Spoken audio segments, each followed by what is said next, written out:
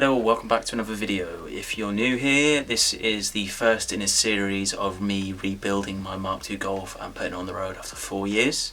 If you've not seen the last two videos, then I'll leave them tagged on the screen somewhere. But today we're going to be rebuilding the heater box, replacing the heater matrix, re-foaming the heater flaps to get a nice toasty warm heater again. If you've ever had the problem with foam shooting out the vents of your Mark II, if you have one, this video will solve that for you. The plan is to remove this heater matrix down here. As far as I'm aware, I can pull this out without having to take the whole dash out.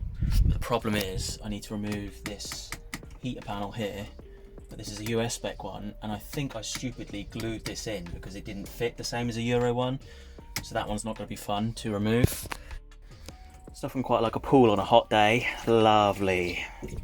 This sunroof seal is one of the first things on the list to sort. As far as I'm aware, these little peg things should just pull out,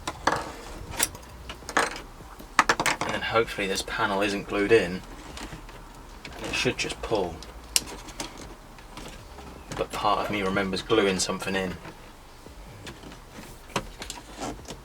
Oh, that was easier than I thought it was going to be. I thought it was going to be glued in. So it looks like the heater panel wasn't what I glued in. It's actually this switch here, and I believe this is a Euro switch, and it wouldn't fit with my my US heater panel front. So I must have glued that on the back, but over time the glue has just gone crusty anyway, and as you can see this stuff is just peeling off. So luckily they didn't hold together.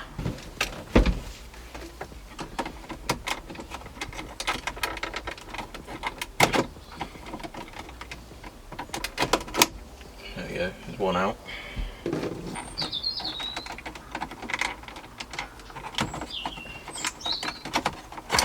There's the other one.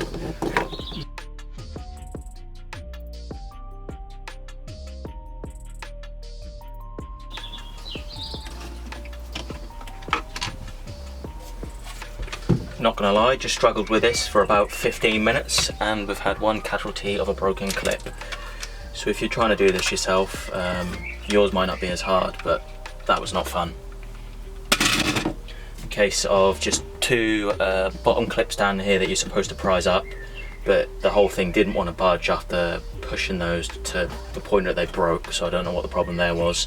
And also two screws up the top here, and then this whole panel should pull out. You might even be able to remove the whole thing together. Probably didn't really need to take these out, but I did it anyway. The next step is to remove these sort of air channel covers inside.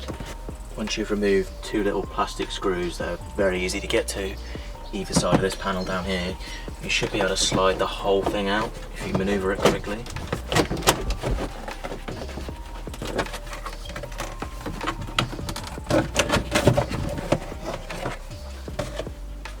So I'm pretty sure this flap here is supposed to be covered in foam, so that'd be why I could never use my my heater in this car, because the foam is broken down so bad it's just inside the vents, so it shoots straight out at you. But this is what we're going to fix. We're going to cover this in fresh foam, both sides. There's another screw down here at the back here. There's two on the right side also, but I think I've removed those at some point.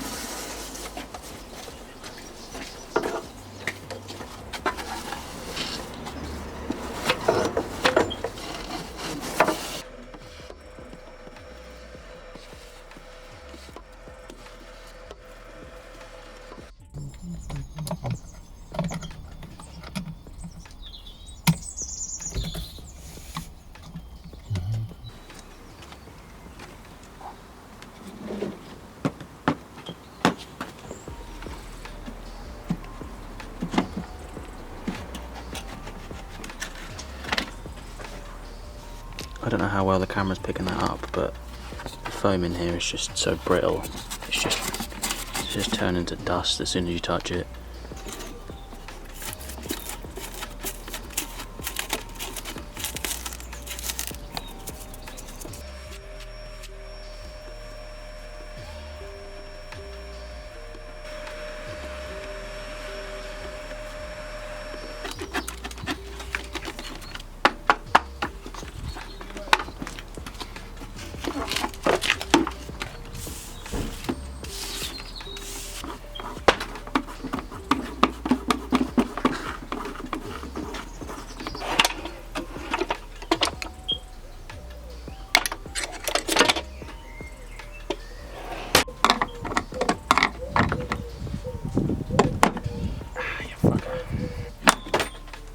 Jesus, where did that go?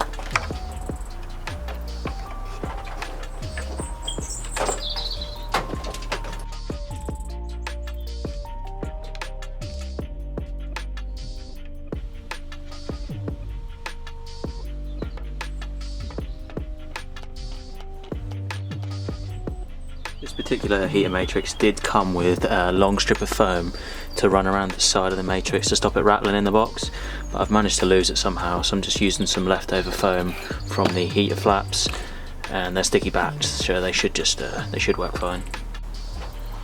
You can tell which way this is supposed to go in by the flat groove on this edge, and that's for the pipes.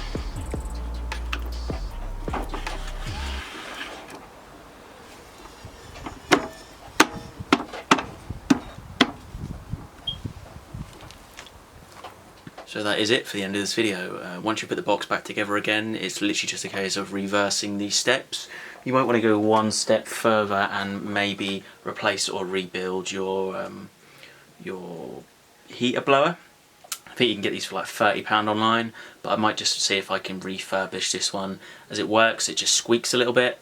But yeah, other than that, thanks for watching, and hopefully I will see you in episode 2.